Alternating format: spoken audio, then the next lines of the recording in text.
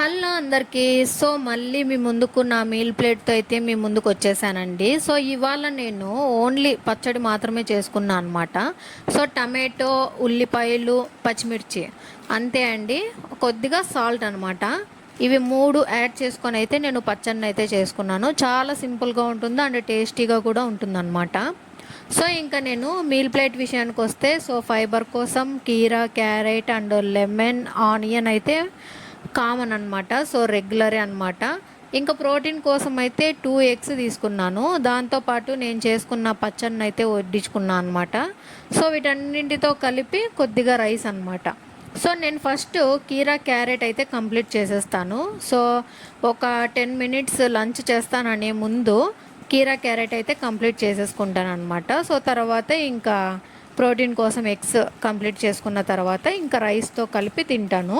So మన బాడీలోకి ఫస్ట్గా అయితే ఫైబర్ని పంపించాలి, తర్వాత మళ్ళీ ప్రోటీన్ని, అలానే మళ్ళీ కార్బ్స్ని అనమాట. సో ఇలా లేయర్స్గా పంపించడం వల్ల ఏమవుతుందంటే మన బాడీ కూడా బాగా అబ్జర్వ్ చేసుకుంటుంది అనమాట.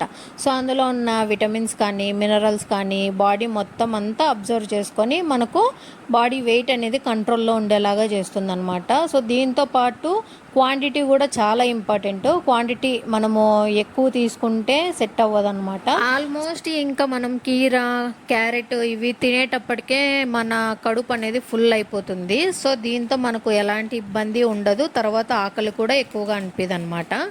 సో మీరు రెగ్యులర్గా ఇలా డైట్ ప్లాన్ చేసుకుంటే మాత్రం హెల్ప్ఫుల్గా ఉంటుంది వెయిట్ లాస్లో.